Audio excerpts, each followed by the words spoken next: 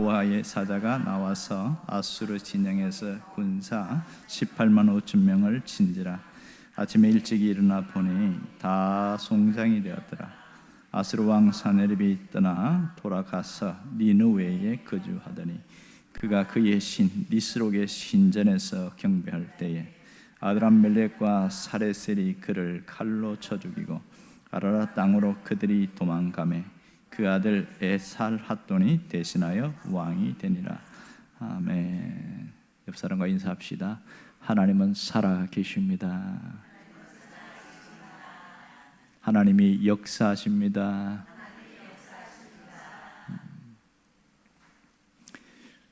우리가 이 세상을 살다 보면 예기치 않은 어려움을 당할 때가 참 많습니다. 그러니까 불행과 맞닥뜨릴 때 우리는 현기증이 일어날 만큼 정신을 못 차릴 때가 있어요. 건강검진을 했는데 조금 이상합니다 이러면 그때부터 긴장하기 시작하죠. 더 문제가 되는 것은 조직검사해 봐야 되겠습니다. 그러면 검사한 그날부터 결과가 나올 때까지 초죽음 상태에 빠질 때가 많습니다. 또 열심히 교통법규를 지키면서 차 운전을 하는데 그만 뒤에 사람이 휴대폰을 보고 문자 보내고다가 들이받아가지고 목 디스크가 걸려서 오랫동안 고통을 당하는 그런 사람들도 있습니다. 또 경제적인 문제로 해결이 안 되어서 결국은 목숨을 끊는 그런 사람들도 있습니다. 그런 걸 볼 때마다 마음이 굉장히 무겁고 괴롭습니다. 우리가 당하는 시련과 어려운 이런 때에 우리는 절망하거나 원망하거나 분통을 터뜨리는 그런 때가 많지요. 이런 위기를 겪는데 다 죽는 건 아니더라고요. 보니까 다 저마다 어려움을 당하고 고통을 당하는데 어떤 사람은 그럼에도 불구하고 살아남는 사람이 있어요. 일어나는 사람이더라고요. 어떻게 저 사람은 그럴까? 그런 특별한 사람인가? 그런 생각들이 드는데 가만히 보면 결코 특별한 사람이 아니었더라고요. 여러분 지금 돌아갔습니다마는 유명한 일본의 그 어떤 경영의 귀재라고 하는 마쓰시다 고노스케가 있습니다. 고노스케인가요? 이 사람이 파라소닉 창업자잖아요. 이분이 굉장히 뛰어난 사람인데요. 94세까지 살다가 가셨는데 성공 신화를 굉장히 많이 이루었어요. 이분이 자기가 성공한 비결을 이야기하는데 상당히 충격적이었습니다. 자기가 덕분에라는 말을 많이 썼어요. 세 가지를 이야기했는데요. 하나는 조실부모한 덕분에 내가 성공했다. 여러분 부모를 일찍 잃어버리면 여유면은 다 불행의 삶을 살잖아요. 못 배우고 못 잊고 굉장히 어렵습니다. 그런데 이 고노스케는 자신이 부모를 일찍 여긴 것 때문에 철이 빨리 들었다는 겁니다. 보통 한 20대가 되면 철 드는데 이 고노스케는 초등학교 4학년 때부터 철 들기 시작했다. 스스로 그렇게 이야기했습니다. 두 번째 성공 비결은 몸이 약한 덕분에 그렇게 이야기했어요. 자기는 체질적으로 몸이 약했다고 이야기합니다. 그래서 늘 감기나 몸에 병을 달고 살았는데 그래서 항상 자기 몸의 건강을 신경 쓰지 않으면 안 되었다는 겁니다. 그래서 조금만 문제가 생기면 빨리 병원에 가든지 자기 몸을 막 이렇게 단련하고 이렇게 해서 그러다 보니까 94세까지 살았다 이 얘기합니다. 세 번째는 굉장히 충격적이에요. 가난 덕분에 자기는 성공했다 이런 이야기합니다. 사람들은 가난하면 성공 못한다고 생각합니다. 그는 뭐라고 그러냐면 내가 가난했기 때문에 근면 검소한 삶을 살았고 그렇게 해서 나는 성공했다 이런 얘기합니다. 여러분은 이 세 가지에 대해서 때문에라고 말하는 사람들이 있어요. 이것 때문에 나는 성공을 못하고 이것 때문에 나는 불행하다고 생각합니다. 때문에라고 생각하는 사람은 남 탓을 합니다. 부모를 탓하고요, 옆에 있는 사람을 탓합니다. 그런데 덕분에라고 하면 사람이 달라져요. 이렇게 완전히 달라집니다. 그런 걸 보면 우리가 성공하는 비결은 어떤 환경보다 더 중요한 것이 태도에 있더라. 그걸 알 수 있지요. 그러니까 삶의 태도가 우리의 인생을 바꾼다는 걸 알 수 있습니다. 내 삶을 볼 때에 어떤 태도를 갖고 사느냐에 따라서 삶이 왔다 갔다 이렇게 하더라는 겁니다. 그러니까 인생에 있어서 가장 중요한 것은 밖에 있는 것보다 내 안의 문제입니다. 이것을 유식한 사람들이 이렇게 표현하더라고요. to me의 문제가 아니라 in me의 문제다. 그러니까 밖에 있는 문제가 아니라 언제나 내 안의 문제라는 얘기를 하는 겁니다. 그러니까 보통 역경에 부딪힐 때 사람들은 세 종류의 어떤 유형으로 나타난다고 그래요. 첫 번째는 주저앉아 버리는 퀴트형이라고 그렇게 이야기해요. 두 번째는 그냥 아무것도 하지 않는 사람입니다. 마치 캠프를 치고 그 자리에다가 딱 버티고 있는 캠프형이 있다는 겁니다. 어떤 문제가 생기면 아무것도 안 한다는 거예요. 대부분 60% 70%가 캠프형이더라 이렇게 얘기해요. 그런데 소수의 사람 중에서 도전형이 있답니다. 지금 내게 굉장히 어려움이 왔어요. 몸이 아프거나 경제적으로 어렵거나 환경이 굉장히 나쁘거나 뭔가 하는 일이 되는 일이 없어요. 그때에 도전하는 사람들은 내가 이기나 네가 이기나 한번 해보자 이러면서 반드시 정복하겠다 하고 산을 올라가듯이 올라가는 클라이머형입니다. 올라가는 사람이 있습니다. 이 클라이머형의 대표자가 누구냐면 에디슨이에요. 우리는 에디슨이 성공한 것만 알고 있지만 그는 실패한 게 훨씬 많습니다. 하나의 발명을 위해서 엄청난 실패를 했는데요. 그분이 무슨 얘기를 하냐면 이런 얘기를 했더라고요.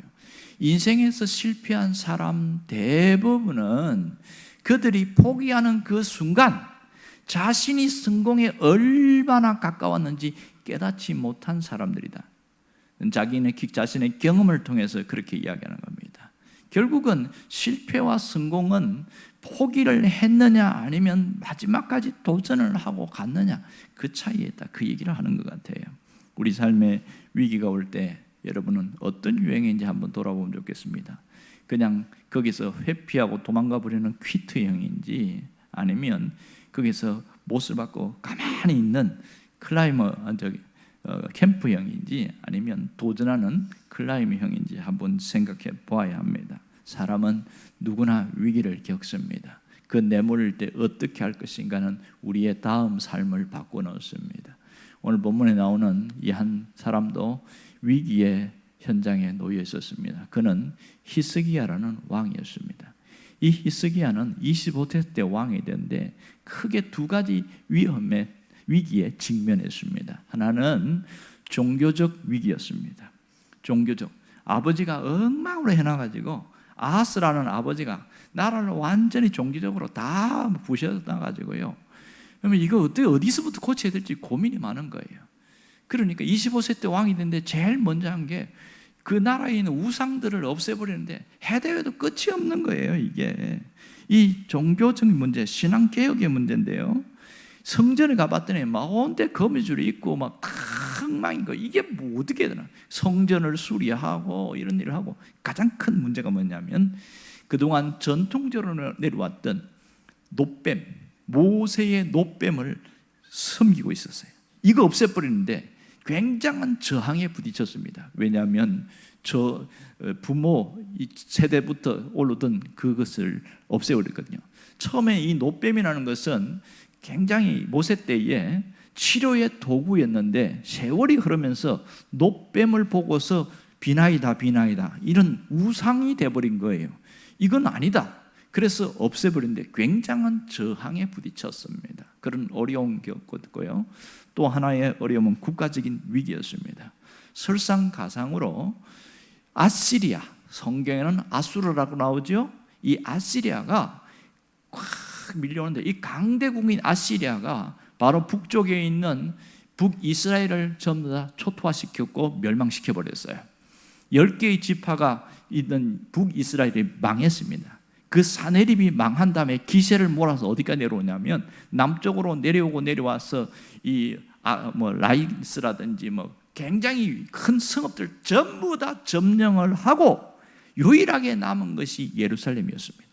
이제 예루살렘 성만 무너지면 남유다도 완전히 멸망되는 그런 위기 속에 있습니다. 이 답답한 현실 속에 여러분은 어떻게 하면 좋을까요?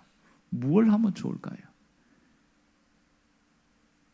우리가 믿는 사람들은 답답하면 뭐 합니까? 기도하지요. 기도하면 해결이 될까요? 히스기야도 하나님 앞에 엎드려서 기도했어요. 하나님, 나라가 망하게 생겼습니다. 어떻게 하면 좋겠습니까? 우리가 저들을 이길 수 있는 능력이 없습니다. 설상가상으로 그 사네립, 아시리아의 가장 충직한 신하인 이 사네립의 신하인 중에 랍삭이라는 사람이 있습니다. 이 사람은 외국어를 굉장히 능통하게 잘합니다. 히브리어 방언으로 당신들은 망할 것이다. 당신들의 신이 절대로 지키지 못한다. 북쪽에 있는 나라들을 봐라. 누가 그 신들이 지켜봤냐? 그러면서 여호와라는 신은 아무것도 아니다. 그렇게 이야기하면서 자신들의 신만이 가장 뛰어나다. 그러면서 하나님의 이름을 모독하고 짓밟고 이렇게 하는데 막 분노가 일어나는 거예요. 그런데 실력도 국력이 약하니까. 그래서 이 히스기야가 하나님 앞에 엎드리면서 하나님, 이렇게 하나님을 모독합니다. 하나님, 이거 가만 봐서 되겠습니까? 하나님 도와주세요. 그렇게 엎드려서 기도하는데 하나님이 누구를 보내냐면 그 당시에 선지자 중에 이사야라는 사람이 있습니다. 이사야를 보내서 이런 얘기를 하는 거예요. 오늘 열왕기하 19장 6절 7절을 보면 이 말씀이 있습니다. 함께 읽어볼까요? 이사야가 그들에게 이르되 너희는 너희 주에게 이렇게 말하라. 여호와의 말씀이 너는 아수르 왕의 신복에게 들은 바 나를 모욕하는 말 때문에 두려워하지 말라. 내가 한 영을 그의 속에 두어 그로 소문을 듣고 그의 본국으로 돌아가게 하고 또 그의 본국에서 그에게 칼에 죽게 하리라 하셨느니라 하더라. 얼마나 감동이 됩니까? 하나님이 해결해 주신다니까요. 하나님이, 그리고 이 사네립, 그 강대국 왕인 사네립도 하나님이 죽이시겠다는 거예요. 얼마나 기쁩니까? 그러면 무슨 생각이 들어요? 하나님이 해결해 주니까 당장 이루어지겠구나. 그런데 눈을 떠보면 뭐가 있습니까? 아무것도 이루어진 게 없어요. 현실은 정반대입니다. 이 사네립이 18만 5천 명 최정예 부대를 끌고 예루살렘을 겹겹이 에워싸고 진영을 사방에 두었습니다. 18만 5천 명은 일반 군인이 아니었습니다. 그들은 한 부대가 움직이면 나라가 멸망했습니다. 바로 얼마 전에 북이스라엘이 18만 5천 명에게 삭슬이 다 망해버렸거든요. 강력한 군대를 무엇으로 이기겠어요? 그리고 그들이 갖고 있는 무기와 그들의 어떤 그 군사력은 탁월했습니다. 그러니 이제 총 공격이 내일 있겠다고 선전포고까지 했어요.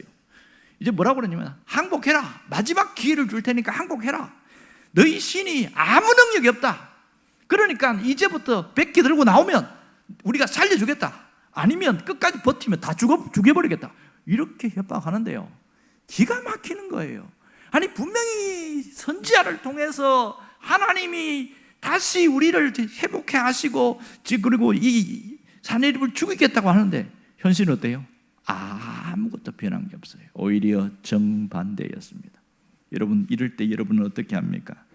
파죽지세로 밀고 나오는 그들의 모습 앞에 나라는 풍전등하고 자식이 뭐면 다 죽을 수밖에 없는 그런 상황이었습니다. 이게 우리가 살아가는 현실이거든요. 그런데요, 그날 밤이 지나고 그 다음날 새벽이면 이제 총공격해서 예루살렘이 멸망하기 직전이었습니다. 그런데 희한한 일이 일어났어요. 오늘 우리가 읽은 35절을 보면 무슨 일이 일어난지 얘기를 하고 있습니다. 함께 봅니다. 이 밤에 여호와의 사자가 나와서 아수르 진영에서 군사 18만 5천 명을 친지라. 아침에 일찍 일어나 보니 다 송장이 되었더라. 이 밤에 모두가 부들부들 떨고 있는 이 밤에 하나님이 죽음의 천사를 그 진영에 보내가지고 싹 쓸어버리게 한 거예요. 출애굽할 때 마지막 10번째 재앙이 장자 재앙이었습니다. 그때 하나님이 죽음의 천사를 애굽에 보내서 이집트에 있는 첫 번째 태어난 자식들과 짐승들을 다 죽여버렸어요. 그 천사들이 바로 이 땅에서 18만 5천 명을 죽이고 딱 한 명만 살려놨습니다. 누군지 아세요? 왕, 사내립 왕만 살았습니다. 왕이 눈을 떠보니까 너무 조용한 거예요. 그래서 딱 나가보니까 아무도 없어요. 무슨 일인가 봤더니 다 쓰러져 있는 거예요. 다 쓰러져요. 칼에 맞은 흔적도 없고 어디 창에 찔린 흔적도 없는데 다 죽어버렸어요. 어떻게 죽었나? 어떤 사람은 새까맣게 타서 죽었고, 어떤 사람은 뭐 인상을 찍으면서 죽고, 다 죽었어요. 너무너무 기가 막힌 거예요. 무슨 일이 일어났는지, 뭐 때문에 죽었는지는 몰라. 죽음의 천사가 지나가 버리니까 어떤 생명체도 살아남을 수가 없는 겁니다. 심지어 거기에 있는 짐승들조차도 죽어버린 거예요. 이 기가 막힌 현장이 있었습니다. 그때 너무 큰 충격을 받았던 이 사내립이 터덜터덜 고국으로 돌아갑니다. 하도 기가 막혀서요, 자기가 섬기는 신전에 엎드려 거기서 신 앞에 기도하고 있는데 거기에 있는 본국에 있는 신하 2명이 칼로 쳐 죽여버립니다. 그리고 사내립의 아들이 에살핫돈이 왕이 되었다. 이 어마어마한 사건이 실제 역사적인 사건입니다. 반전도 이런 반전은 없는 거죠. 이 대반전이 일어났습니다. 어떻게 이런 반전이 일어났냐? 이건 하나님이 하신 일이지요. 하나님이 그들을 죽였기 때문에. 누구를 위해서? 히스기야와 유다 백성들을 위하였습니다. 그런데 우리서 여기서 의문이 생겨요. 하나님이 일하시려면 왜 이렇게 가슴을 졸이고 막 정말 죽을 것 같은 마지막 순간까지 왜 이렇게 하시냐는 거예요. 이 밤에라는 단어가 굉장히 중요합니다. 왜 하나님은 일찍 이왕 그렇게 썰어버리려면 이 아시리아 군대를 처음부터 없애버리지 마지막까지 이렇게 막 이렇게 공포와 두려움에 떨게 만들다가 그때 일하시냐는 거예요. 이게 첫 번째 의문점입니다. 또 하나는 왜 밤에 하셨을까 하는 겁니다. 왜 밤에? 여러분 보세요. 이왕 하나님이 하시려면 낮에 하면 더 좋잖아요. 죽음의 천사가 밤에만 움직입니까? 낮에는 안 움직여요? 낮에 이 유다 백성들이 보는 앞에서 갑자기 진영에 있는 사람들 퍽퍽 쓰러지기 시작해요. 그리고 막 짐승도 죽어버리고, 이 무슨 일인가? 우와, 하나님이 일하기 시작한다. 사람들이 직접 보고 있으면 얼마나 그게 더 대단합니까? 이야, 우리 하나님은 진짜 모든 사람들 보는 앞에서 하나님의 역사를 직접 볼 수 있는데 하나님은 다 잠들어 있는 그 죽음의 공포에 두려움에 떨고 있는, 어떤 사람은 밤새도록 잠을 못 자는 그 현장에서 왜 하시냐는 거예요. 그리고요, 하나님이 정말 일하시기를 원한다면 이 나라가 다 망하고 마지막 남은 예루살렘 성만 남았는데 그 전에 하나님 막아주면 안 됩니까? 이왕 하나님이 도와주시려고 하면 이 이스라엘의 사내립이 쳐들어왔을 때 그때부터 하나님이 막 강력한 군대를 보내가지고 죽여버리면 이렇게까지 고통 안 당하잖아요. 왜 하나님이 이렇게 행하실까? 이게 상당한 의문점입니다. 자, 보세요. 이 밤에 하나님이 일을 하시는데 예루살렘 성 안에 있는 사람은 초죽음 상태입니다. 이 밤은 어떤 밤이에요? 마지막 밤입니다. 이제는 다음 아침이 되면 살아남을 사람 몇 명이 될지 아무도 모르는 그런 절망과 공포와 두려움과 모든 위기의 밤이었습니다. 하지만 성 밖에 이 아시리아 진영에서는 이 밤은 어떤 밤입니까? 축제의 밤이요, 문제 해결의 밤입니다. 승리하는 것이 기정사실로 되어 있는 밤입니다. 그러나 똑같은 환경에 있으면서 성 안에 있는 사람과 성 밖에 있는 사람은 완전히 달랐어요. 여러분, 하나님이 왜 마지막까지 이렇게 기다리다가 일을 하셨을까? 여기 우리가 잘 기억해야 됩니다. 하나님은 자기 백성들에게 절망과 고통을 주기 위해서 그런 것이 아닙니다. 이렇게까지 하신 이유는 하나님이 누구신가, 하나님을 보여주시려고 하는 것이지요. 여러분, 하나님은 아무도 할 수 없는 그런 절망적 상황에도 일하시는 하나님인 것을 보여주기를 원하신 겁니다. 이 일을 통해서 하나님이 누구신지, 하나님이 어떤 분인지, 하나님이 무슨 일을 하는지를 보여주고 싶은 거예요. 여기서 알 수 있는 게 뭐예요? 어떤 하나님입니까? 전능하신 하나님, 전능하신 하나님, 상황을 바꾸시는 하나님입니다. 우리 하나님은 내 문제를 책임지시는 하나님이십니다. 하나님은 약속을 지키시는 하나님이십니다. 여러분, 우리에게는 고통이요, 우리는 절망이요, 우리에게는 슬픔이지만 하나님에게는 결코 위협도 고통도 절망도 슬픔도 없습니다. 왜요? 하나님은 우리에게 완전히 바꾸시는 하나님이기 때문에. 그러므로 우리에게는 절망이지만 하나님이 움직이면 그 속에는 뭐가 나타납니까? 소망이 있습니다. 여러분, 이 밤에 움직인 이유가 뭐예요? 하나님의 주권을 드러내려는 겁니다. 하나님이 어떤 분인지를 유다 백성들도 알고, 이어 강력한 사내립의 그 사람들도 다 하나님 어떤 분인지를 강력하게 보여주려고 하나님의 주권을 드러내는데요, 절대 절망의 순간 속에도 하나님이 개입하시면 절대 소망의 역사가 일어난다는 것을 보여주시는 겁니다. 하나님은 지금도 이 밤에 움직입니다. 두려움과 절망의 밤에, 인생의 고통의 밤에 하나님께서 슬픔에 빠져있는 자기 백성들에게 하나님이 일하신다는 것을 잊지 않기를 원합니다. 하나님은 소망의 하나님이십니다. 어떤 경우에도 우리는 하나님에 대한 신앙을, 이 신앙이 절대로 무너지면 안 되는 겁니다. 이게 중요한 거예요. 환경 때문에 신앙이 무너지는 사람 너무 많습니다. 내가 형편이 안 좋아서 신앙을 포기하는 사람 너무 많아요. 그러나 여기서 뭘 보여주고 있습니까? 어떤 환경 현실에도 하나님에 대한 신앙이 무너지면 안 된다, 그 얘기하고 있습니다. 어떠한 형편에도 하나님의 일하심을 믿고 일어나라는 거예요. 하나님의 일하심을 믿고 일어나라는 겁니다. 문제보다 크신 하나님을 볼 수 있기를 바랍니다. 오늘 인생의 어두운 밤에 모든 문제의 해결자이신 하나님을 볼 수 있어야 돼요.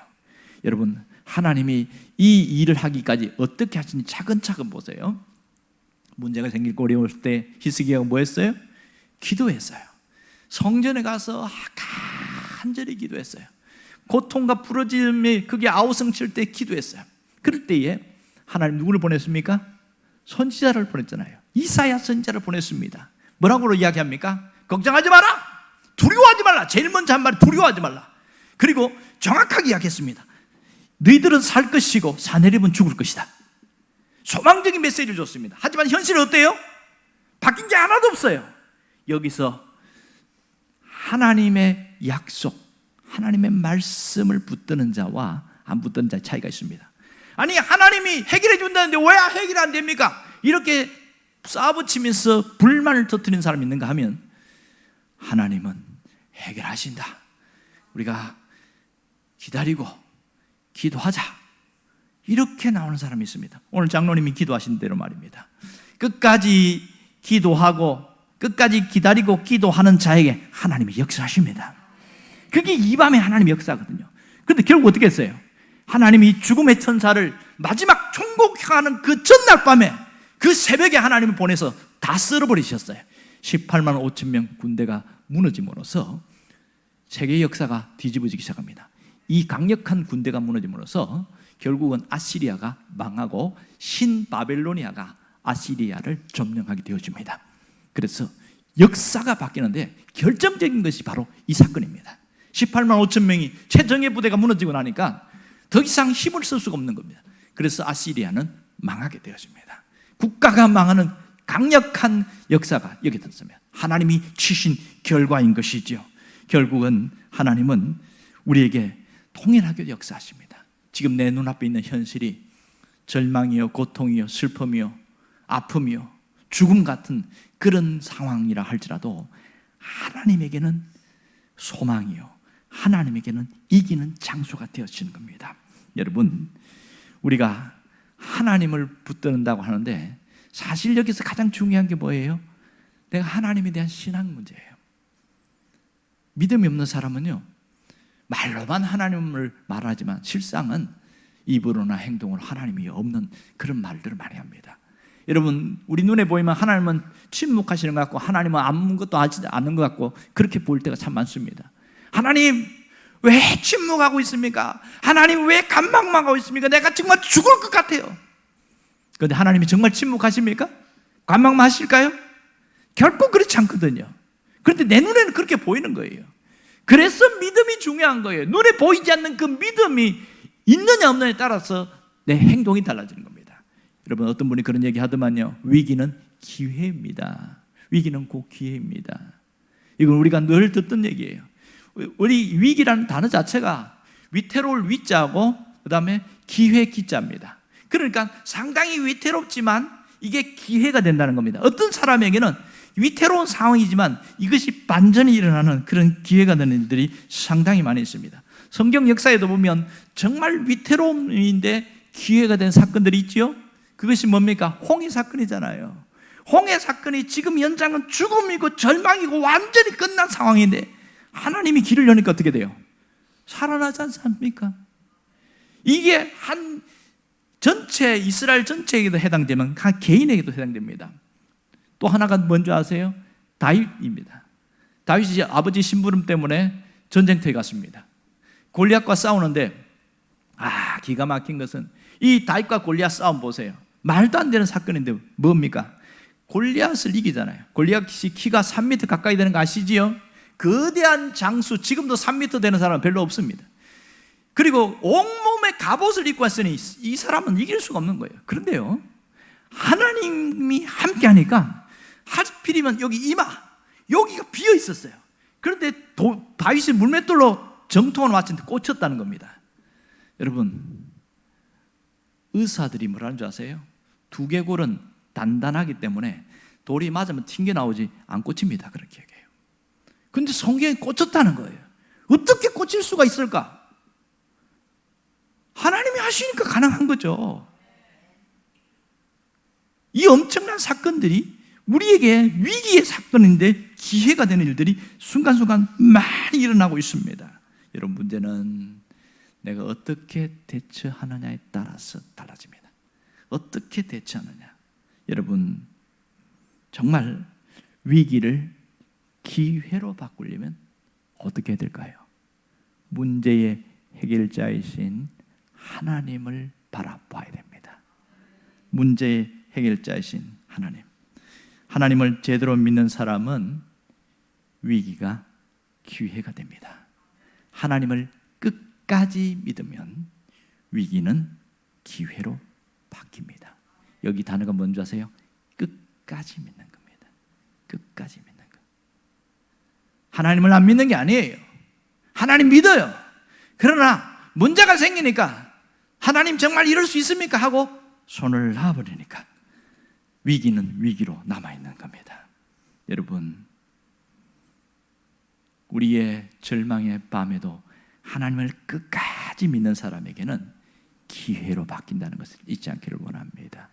그렇다면 문제의 해결자이신 하나님을 붙드시길 바랍니다. 끝까지 붙드시길 바랍니다. 내 문제의 해결자는 오직 하나님밖에 없다. 그것을 뼈저리게 느끼는 사람은 마지막까지 하나님을 붙들고 살아가요. 왜요? 하나님은 절망의 순간에도 소망을 주시는 분이시기 때문에 그렇습니다.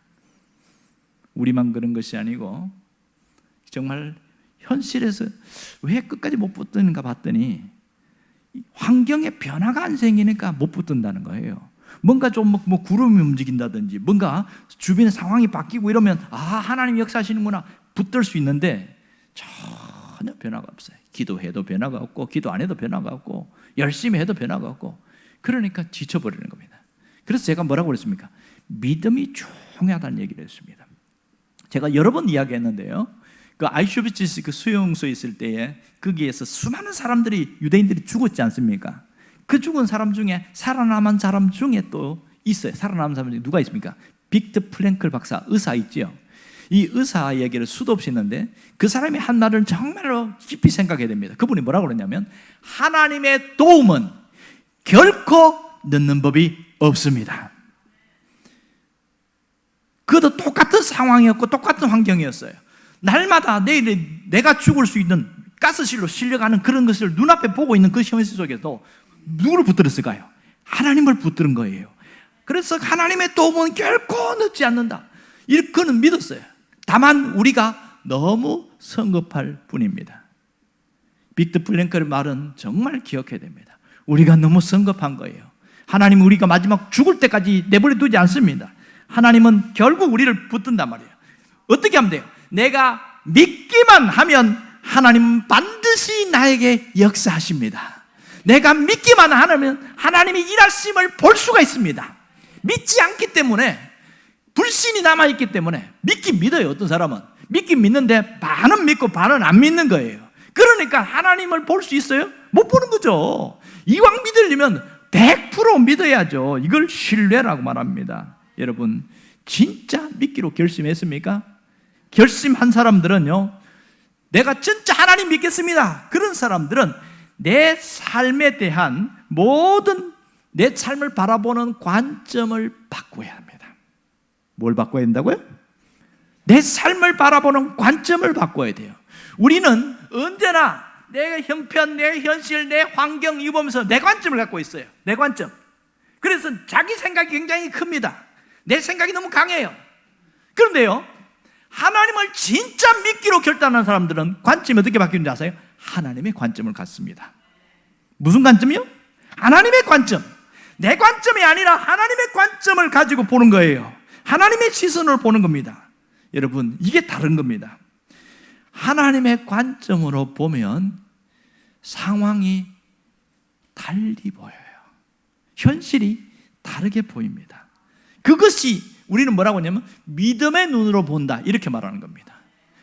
분명히 고통이고 슬픔이고 절망인데 하나님의 관점으로 바라보니까 그 속에 뭐가 있냐? 하나님이 역사하시는 게 보이는 거예요. 느껴지는 거예요. 하나님이 일하시는 것이 느껴지는 거예요. 하나님의 관점으로 보면 야, 하나님이 역사하시겠구나, 마음속에 기대감이 생기는, 그게 자기 믿음이 되는 겁니다. 여러분, 이렇게 하나님의 관점 가지려면 뭐부터 하면 되는 줄 아세요? 생각부터 바꿉니다. 생각부터 바꿔야 됩니다. 여러분, 사람은요, 자기가 살아온 만큼 생각의 세계가 굳어 있습니다. 그래서 교회를 오래 다닌 사람도요, 자기 생각이 강한 사람은요, 절대로 하나님의 관점 갖지 못해요. 자기 생각이 굳어 있는 사람들은요, 늘 신앙이 그 자리에서 머물러 있어요. 하나님의 말씀보다 자기 생각이 더 위에 있으니까. 생각이 안 바뀌면요, 절대로 하나님 관점 못 갖습니다. 여러분, 유명한 이야기 아시죠? 나만 장군이라는 사람이 유다에 있는 자기가 문둥병, 불치병, 죽음의 병에 걸려서 그렇게 있다가 그 종이 뭐라고 하냐면 우리나라에 가면 살 수 있습니다. 엘리사 선지자 만나면 살 수 있습니다. 그렇게 얘기했어요. 그래? 진짜야? 진짜입니다. 그 엘리사가 엄청난 능력이 있으니까. 그래서 엄청난 보물을 싣고 내려갔잖아요. 그런데 엘리사가 왔습니까? 안 왔어요. 그러면서 뭐라고 하냐면 엘리사가 종을 보내면서 우리 선생님이 이야기하시는데요, 저 요단강 건물에 7번 왔다 갔다 씻으면 된답니다. 이렇게 딱 이야기했어요. 그랬더니 이 나만 장군이 어마어마하게 열이 받아버리는 거예요. 그러면서 성경이 뭐라고 하냐면 내 생각에는 그가 나에게 와서 이 환부에다가 손을 얹고 안수기도 해줄 줄 알았다. 열 딱 받아가지고 야, 가자 이러는 거예요. 여러분, 이렇게 치유받으러 왔던 사람도 자기 생각이 있으니까 치유 못 받습니다. 그런데요, 지혜로운 부하가 있어, 주인님, 이거보다 더 힘든 거 시켜도 할 텐데 그냥 한번 해보시죠. 그래서 마음을 가라앉히고 나서 요단강에서 7번 왔다 갔다 했더니 어떻게 됐냐? 성경에 뭐라고 쓴지 아세요? 그 피부가 어린 아이의 살처럼 뽀얗게 하얘졌더라. 이게 가능합니까? 무엇으로 가능했습니까? 자기 생각 버리니까 가능한 겁니다. 여러분, 하나님의 관점은 어떻게 가져요? 내 생각을 버려야 됩니다. 신앙생활 많이 했다고, 교회 오래 다녔다고 여러분 하나님의 관점이 생기는 게 아니에요. 자기 생각을 쳐서 복종시켜야 하나님의 관점이 생기는 겁니다. 그럴 때에 보는 시야가 달라지는 것이죠. 여러분, 우리의 생각은 삶을 결정합니다. 내가 오늘 일찍 일어나야지, 딱 그렇게 생각을 들었어요. 그렇게 생각이 들어오면 마음에 먹잖아요. 그럼 일찍 일어납니다. 내가 좀 이제 제대로 좀 운동해야지, 딱 생각이 들어와 그걸 마음에 먹으면 움직입니다. 사람은 생각하는 것 따라서 행동하게 돼 있고요, 생각하는 것에 따라서 삶의 방향이 결정됩니다. 문제는 생각이 굳어져서 안 가기 때문에 문제입니다. 신앙생활이 하는데 신앙이 좋은 사람은요, 생각을 빨리빨리 바꾸는 거예요. 어떤 생각으로? 하나님의 관점으로 바꾸는 거예요. 생각을 바꿔야 인생이 달라져요. 왜 이 생각을 바꾸라고 강조한 줄 아세요? 생각을 바꾸어야 해석이 달라집니다. 생각을 바꾸어야 보는 것에 대한 해석이 달라지는 거예요. 현실을 보는데 이 생각이 안 바꾸면 절대로 해석 바꾸지 않습니다. 똑같은 어려움을 당했어요. 똑같은 문제가 생겼어요. 그런데요, 어떤 사람은 다르게 살아갑니다. 두 형제가 있었는데, 쌍둥이 형제가 있었는데요, 아버지가 술 주정뱅이에요. 술을 얼마나 먹냐? 366일간 술 먹어요. 술을 366일을 먹는다니까. 366일이 있지요? 4년에 한 번씩 오잖아요. 날마다 술을 먹어. 그래서 첫째는 뭐라고 그러냐면 그 아버지가 너무 싫다는 거예요. 둘째도 아버지가 너무 싫다는 거예요. 그런데요, 첫째와 둘째의 삶이 완전히 달라졌어. 첫째는 술 주정뱅이가 돼가지고 막 아버지는 돌아가셨는데 아버지의 흔적이 똑같이 나타나가지고 그렇게 완전히 망가진 삶을 사는데, 둘째는 술을 입에도 안 대는 거예요. 쌍둥이인데 술을 입에도 안 대고 자기가 삶에서 성공해서 이겨냈어요. 그래서 나중에 물었어요. 아니, 쌍둥이 형제인데 어떻게 이렇게 다릅니까? 그랬어요. 첫째가 뭐라는 줄 아세요? 내가 이렇게 망가진 건 아버지 때문이라는 거예요. 아버지 때문에. 아버지가 그렇게 술 먹는 거 보여주고 해서 나도 내가 바꾸려고 애를 썼지만 아버지 때문에 이렇게 됐다는 거예요. 그 둘째에게 물어봤어요. 당신은 어떻게 이렇게 성공했냐고요. 내가 이렇게 된 것은 아버지 덕분이라고 그랬어요. 고노스케 테스처럼 아버지가 술 먹는 걸 보면서 난 절대로 술 먹으면 안 되겠다 하고 술에 대해서는 결단하고 생각을 바꾸기 시작한 거예요. 그래서 술 안 먹고 성공했습니다. 여러분, 내 생각을 바꿀 때에 해석이 달라지고 나중에는 말이 달라지고 행동이 달라지는 겁니다. 여러분, 인생 바꾸기를 원합니까? 그렇다면 오늘부터 하나님의 관점을 가지기 바랍니다. 생각을 바꿔야 하나님의 관점이 생깁니다. 생각을 바꿔야 해석이 달라집니다. 비로소 하나님의 관점을 보면 하나님이 보이기 시작하는 거예요. 이전에는 볼 수 없던 하나님이 느껴지기 시작하는 거예요. 그렇지, 하나님이 살아계시지, 하나님이 역사하시지. 그러니까 달라지는 겁니다. 여러분, 미국 격언에 보면 이런 유명한 말이 있습니다. 젖소를 잃어버리지 않는 한 우유를 얼마나 쏟았는가는 문제가 되지 않는다. 그런데 우리는 내가 우유를 쏟은 것만 보면서 목 놓아 울고 있어요. 내가 이거 팔아고 돈 내야 되는데 물 쏟았다고. 그런데 관점이 바뀐 사람은 젖소가 있잖아. 젖소가 있는데 뭘 걱정해. 다시 젖소 짜가지고 팔면 되지. 이게 해석이 달라지는 거예요. 그런데 생각이 안 바뀐 사람은 쏟은 우유만 바라보면서 목 놓아 울고 있고 한탄하고 주저앉고 나는 이제 안 돼. 아무렇게나 살 거야. 이게 무너지는 비결이죠. 젖소가 있잖아요. 우리에게 누가 있습니까? 하나님이 계시잖아요. 하나님이 살아계신 한 내가 실패하고 현실에 어려워도 우리는 반드시 승리할 수 있습니다. 반드시 이길 수 있습니다. 여러모로 하나님을 잃어버리지 않기를 원합니다. 중요한 것은 내가 얼마나 믿느냐는 겁니다. 여러분, 내 현실 앞에 시련이 있고 고통이 있고 아픔이 있지만 그것이 나를 지배하느냐, 아니면 믿음이 내가 그걸 이기게 나가게 만드냐, 무엇이 만듭니까? 하나님의 관점이 바꿔놓습니다. 오늘 여러분에게 이 놀라운 일이 일어나기를 바랍니다.